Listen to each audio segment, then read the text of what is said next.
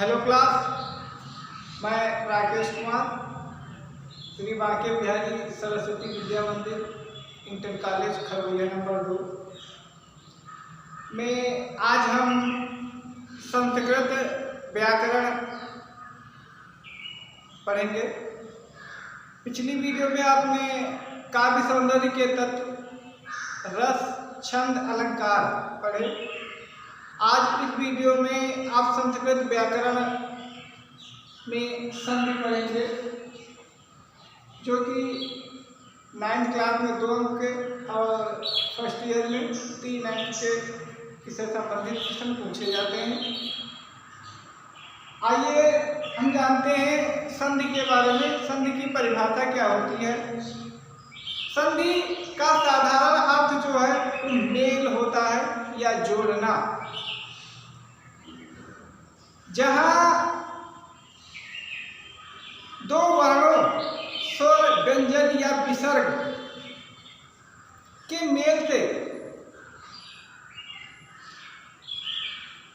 उनके निकट आने से एक नए शब्द की उत्पत्ति होती है, संधि कहा जाता है।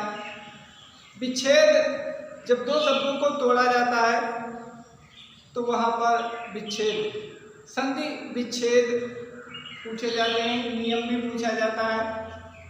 तो आइए अब हम जानते हैं कि संधि क्या होती है। जैसे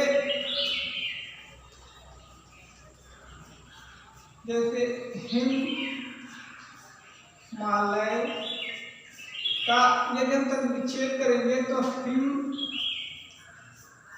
धन आलय, इसका जो नियम होता है, इसमें 2 पद होते हैं। एक पूर्व पद, इसको बोलते हैं पूर्व पद, और इसको बोलते हैं उत्तर पद। तो यहां समझना जो है कि पूर्व पद के अंत में कौन सा वर्ण है और उत्तर पद के प्रारंभ में कौन सा वर्ण है, इसको देख करके संधियों के नियम बनते हैं। तो हिम शब्द में मां में छोटा आ, जिसे आ बोलते हैं, प्लस उत्तर पद के शुरू में कौन सा वर्ण है? बड़ा आ। इन दोनों को मिलने से जो है आपका बड़ा आ बनेगा, जो कि दीर्घ संधि के अंतर्गत आता है। आगे हम आपको बताएंगे, ये उदाहरण में संधि का बताया। तो इसको हम बोलते हैं संधि। और ये जो तुम्हारा ये विच्छेद हुआ, इसको हमने तोड़ दिया। ये संधि मतलब जब इन 2 शब्दों को जोड़ा जाता है तो संधि हो जाती है, और जब इनको अलग किया जाता है तो विच्छेद हो जाता है। विच्छेद करने का नियम इनका यही होता है कि पूर्व पद के अंत में और उत्तर पद के शुरू में जो भी वर्ण होता है उसको जोड़ करके हम बनाते हैं। अब यहाँ पर आप कहेंगे कि माँ कहाँ से आया? तो माँ, क्योंकि जितने भी व्यंजन हैं, जितने भी व्यंजन वर्ण हैं, सभी में का प्लस आ मिल करके पूरा का बनता है। इसी प्रकार से माँ में जब आ मिलता है तो ये, क्योंकि जितने भी व्यंजन वर्ण होते हैं सभी में आ जुड़ा होता है, तब वो पूर्ण होते हैं। इसी प्रकार से दूसरा शब्द आप कोई ले लीजिए, नदी, नदीश। पहला शब्द, दूसरा शब्द जो है वो नदीश का है, हिमालय कर लेंगे, नदीशा। तो नदीशा का जब हम विच्छेद करेंगे, ये तो संधि है, नदी धन ईशा। अब यहां इसका जो नियम बनेगा, नदी में पहला जो पद है इसके लास्ट में कौन सा वर्ण आता है? बड़ी ई। और इसमें भी बड़ी ई है, तो इनका नियम बनता है यहाँ पर आपका बड़ी हो जाएगा। ये भी अका वर्ण दीर्घा के अंतर्गत आती है, अर्थात इसमें भी आपका जो है वो दीर्घ संधि में ये भी आता है। तो ये तो कुछ संधि के हमने आपको उदाहरण बताए। आइए हम जानते हैं कि संधि कितने प्रकार की होती है। संधि 3 प्रकार की होती है। संधियां 3 प्रकार की होती हैं। नंबर 1 स्वर संधि, नंबर 2 व्यंजन संधि, नंबर 3 विसर्ग संधि। आइए हम जान लेते हैं संधियों के प्रकार।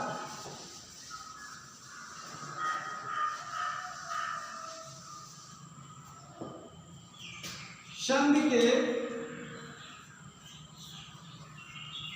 प्रकार। संधि कितने प्रकार की होती है? तो संधियां 3 प्रकार की होती है। नंबर का स्वर संधि,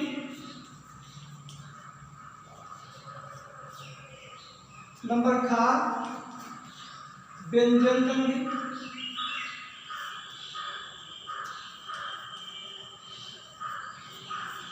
और नंबर गा विसर्ग संधि।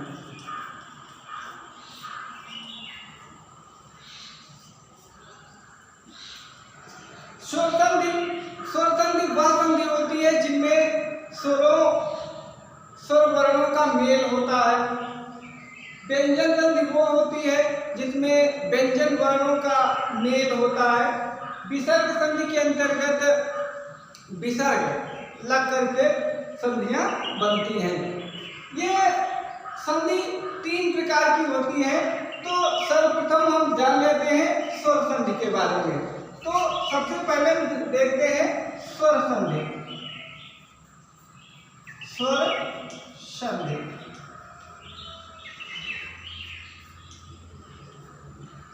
अब सबसे पहले हम देख लेते हैं कि स्वर संधि जो है, स्वर संधि की परिभाषा क्या होती है। देखो नाम से ही स्पष्ट हो रहा है कि स्वर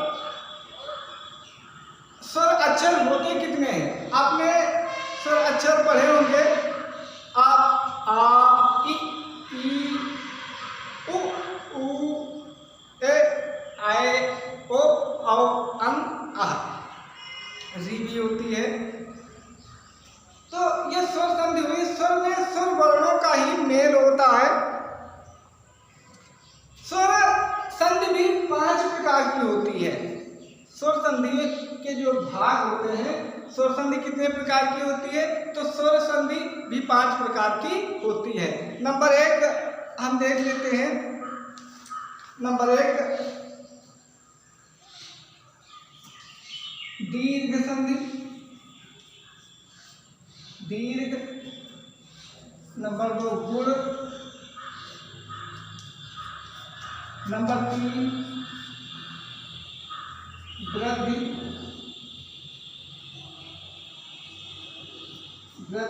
नंबर 4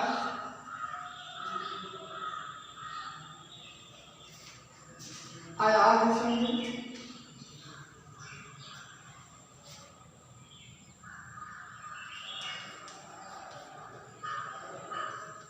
आयाम, नंबर 5 घेरा संधि।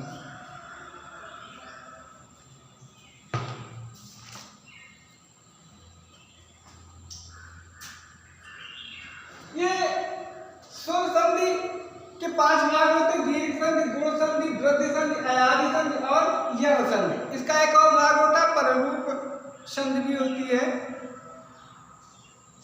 जैसे पूर्व रूप और पररूप। अगर आगे देखेंगे पूर्व रूप और साथ में हो जाती है पररूप। तो इस प्रकार से स्वर संधि के 7 भाग हो जाते हैं।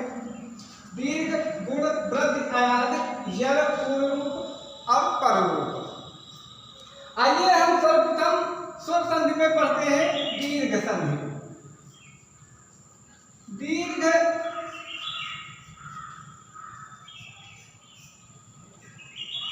दीर्घ संधि दीर्घ संधि का जो नियम होता है, अकात वर्ण दीर्घा, अकात सवर्ण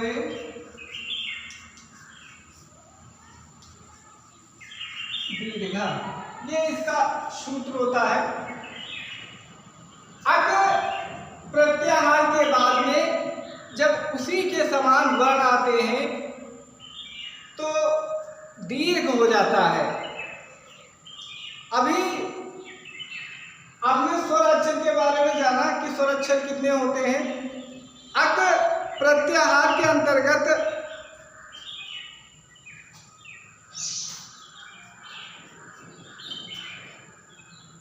आ, ई,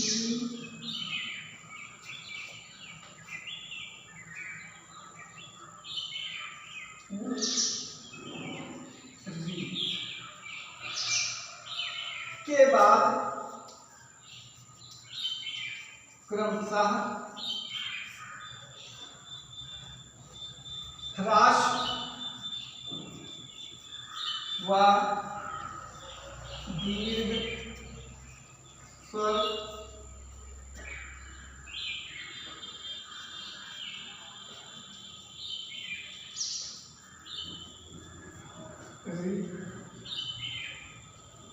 आए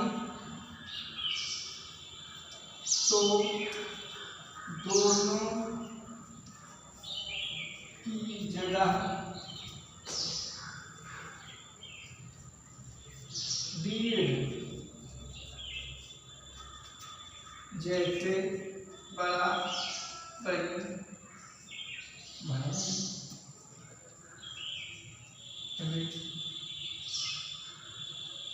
हो जाता है।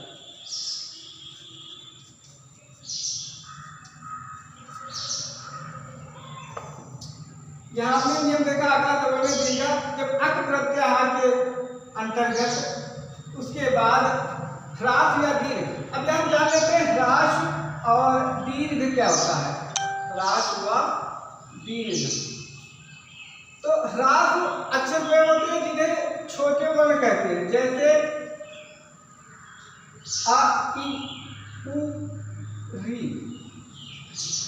दीर्घ में आके आ, ई, उ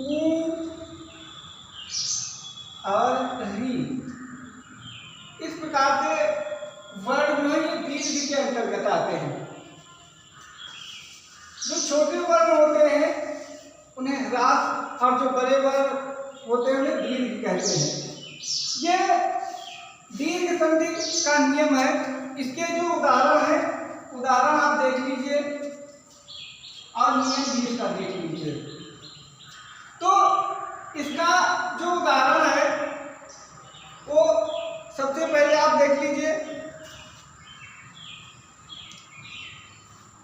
हिमालय, हिमालय का हिम धन आलय।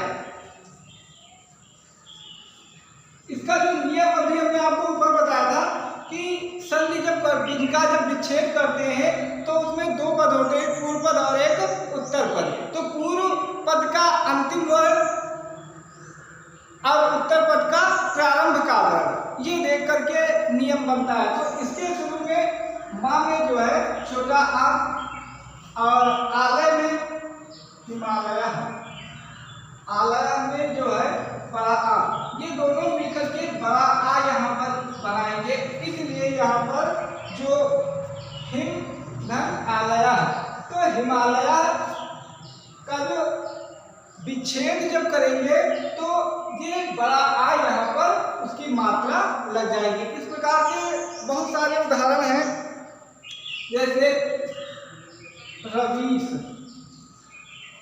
रवीश, तो इसका जब विच्छेद हम करेंगे तो रवि धन ईसा,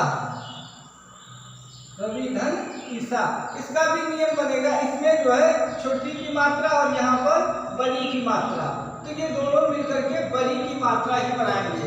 एक प्रकार से इनका नियम आप समझ लेंगे तो आपको एक उदाहरण करने में कोई भी दिक्कत नहीं होगी।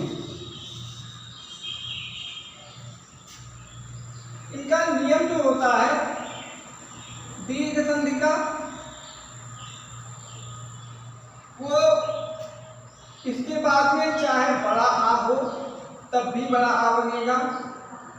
यहाँ पर अगर बड़ा आ है और ये बड़ा आ है तब भी बड़ा आ ही बनेगा।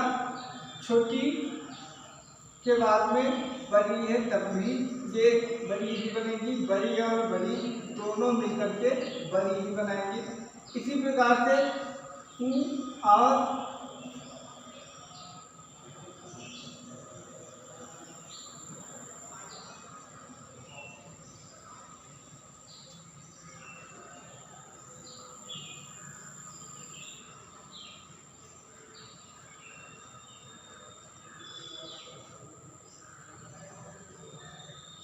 ये इनका नियम रहता है। तो इस प्रकार से इनका नियम होता है कि आ के बाद में चाहे बड़ा आ हो तब भी बड़ा आ ही बनेगा। मतलब दीर्घ, इसका जो नाम है दीर्घ से ही समझ लेना चाहिए कि यहाँ पर बड़े वर्ण की ही मात्रा लगेगी। आगे हम देखते हैं दूसरी संधि जो हमारी है दीर्घ संधि के बाद में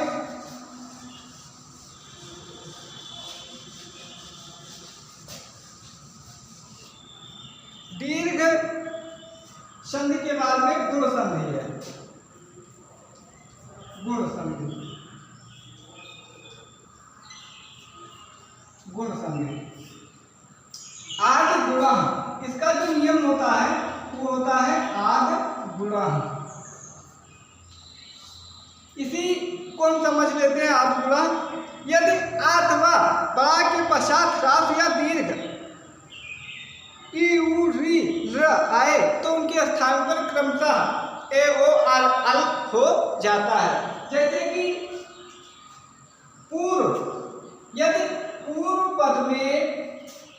यदि पूर्व पद में आ के बाद ह्रास या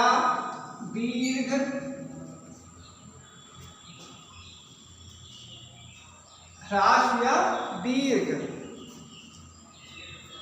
ई उ री र आता है। मतलब यह है कि पूर्व पद मतलब पहले वाले पद में छोटा आ या बड़ा के बाद में उत्तर पद में छोटी ई उ री र आता है तो उनके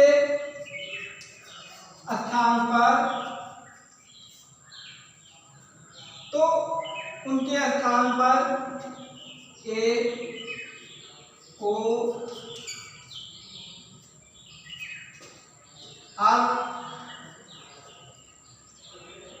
अल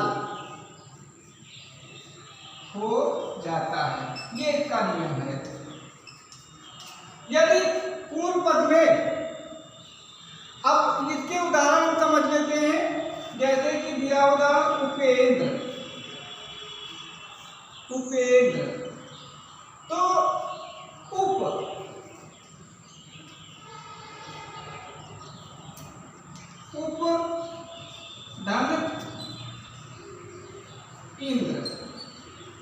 धन इंद्र तो यहां पर आप देख सकते हैं कि उपेंद्र संस्कृत में उपेंद्र हो जाएगा तो उपधन इंद्र हो जाएगा इसका।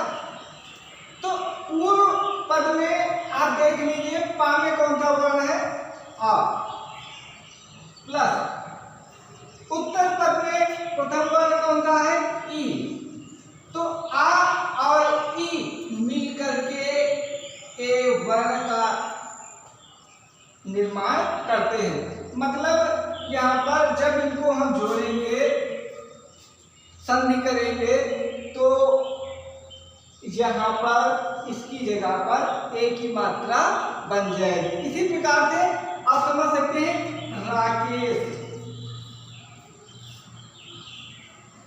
राकेशा, इसका जब हम विच्छेद करेंगे तो राका इच्छा हो जाएगा।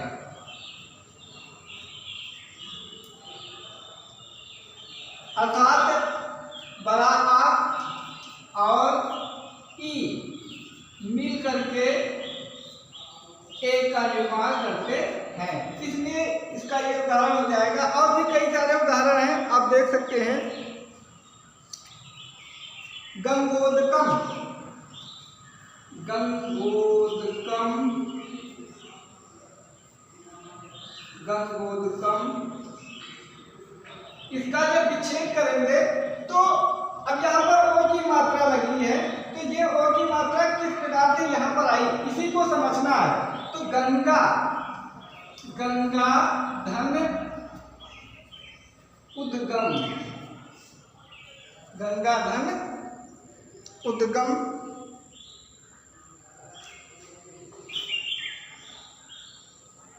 तो यहाँ पर इसका जो नियम है आप समझ लेंगे।